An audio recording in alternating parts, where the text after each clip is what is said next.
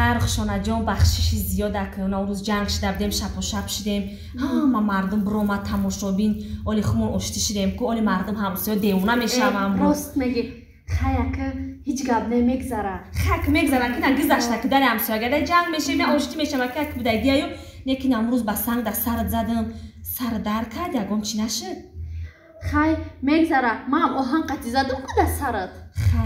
خیلی داری همسایه گره هیچ کنم میکنم تو بودی دارم این بولو پرتوف در طوری سری مزن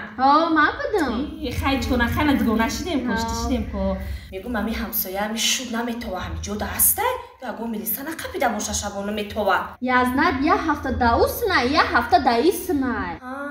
خیلی نبود در اوسونه در ایسنه همی یردمت میکنه زندگی تا میبره نبود شوخی خشانه جان میدونی چی؟ اینترنت خوندم چی خوندی؟ با همین قپرسماتش بسیاری هسته که و به فکر ایروستی همین چیز هست در خشانه باور که این همی آدمی زاد میمرده که با دنیا می اومده چه؟ به همین دنیا می اومده نه که آدم نه این هم مثلا پرنده میشیده می اومده اسب میشیده تریزه میشیده چای نیگ میشیده پیولا میشیده این هم خیلی میشیده می اومده یکی تو بمری چی میشه میاد؟ چی گفته استای؟ جنگ نکر خشونه من که جنگ ندارم مثال گفته استم مثال چی میشه میاد؟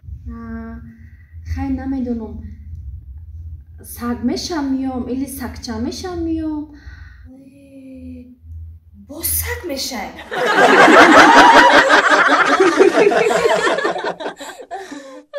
میگم هوار نیوکر روز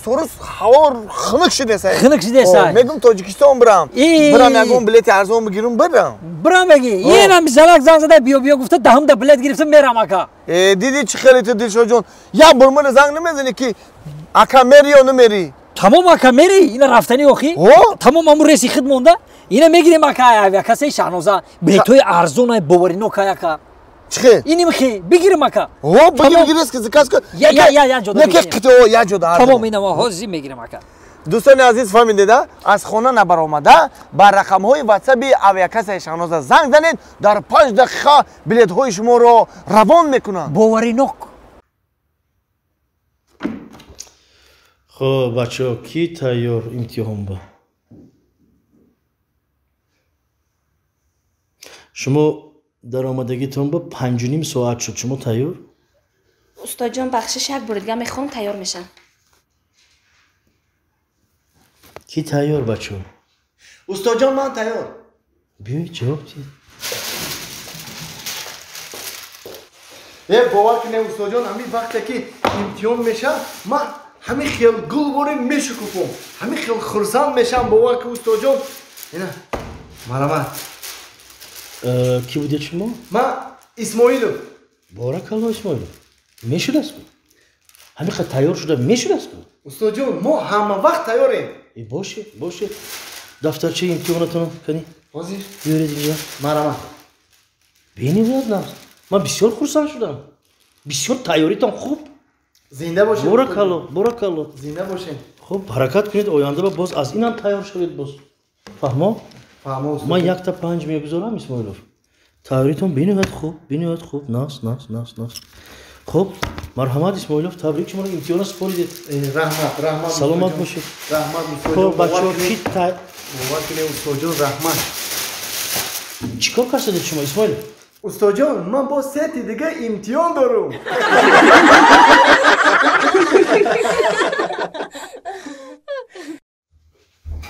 اوی ما دلوی او خودک در پیش مولو گو تو باشه روز دراز خون نه بسیار نکشو برا بمانو ایجا بیا گو از مدرمون او میشون میتیم گوه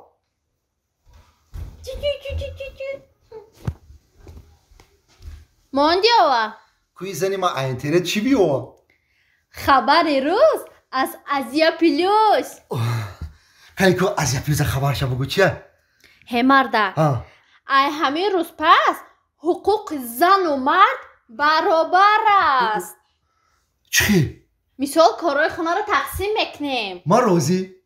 تو آقا پزی ما بخورم تو پسوده میشی و دام بگیری فهمو؟ اردک معروضی بچه بای بچه بیا بچه بیا بچه جان السلام علیکم سلام بچه جان بیا بچه جان زمیلت بچه ها من میگم چیز خونه توریکا چیله کو نگرفتم بچه بده همه چی میزه بخی بچه نازنه دنیای یوخی خشرو یا نگرفتم شا اچکی گرفتم اینجا دمون رنگ یکی چینو داشت شلو خام برشیدم باز من ماشین اینا ماشین چون یافتم بچه اینا اون تیافتم ایتگی صندوق یافتم کدام گرفته و فکرم موش بوده گه اینا بالاناش خورده موش ماشین چور یاسمو بچم در کجا بدی؟ ما در اوغل در اوغل؟ در اوغل چیکار میکردی؟ اوکی اوچا من یا چرا نفهمیدم چرا نفهمیدی؟ چیده یک گومون سب سرخای یک گو دیگه من سیاه خیلی سریوز ای بچه سوده او گوی سرخش موده یعنی که عروس او گوی سیوش نرای یعنی که شوشه شوش عروس شوش عروس شوش ای اوتا با چیده دوتا پیشک داریم هر دو سیاه های یتش مایدهکه یتش کلون های اونا گفتم بچه جان کو او پیشک مایدهکش عروس های پیشک کلونه شو یعنی که در دنیا چی مخلوق جانداره که هست همش عروس داره و چی ده همه چی عروس داشته ما عروس ندارم چی ده عروس بچه جان اولی تو مایده کلون شو ترم عروس میوی کی؟ راست میگه اوچاد ولی کلون شو با عروس میگه بچه نه من عروس میگم من عروس میگم من عروس میگم باشه جان ولی تو مایده ایخ برای عروس مایده ایخ نه آخی اونا گو عروس داره کدیکو پیشک عروس داره شمال داره ما چی من آدمی جان دارم که من آدم جان دارم ما چی عروس ندارم من عروس هر کنم تا عروسا چیکار میکنی بچم؟ چیکار میکنم این که آدم عروس چیکار میکنن اونا گو که عروس داره پیشک عروس داره عروس همه فروشم زن میگیرم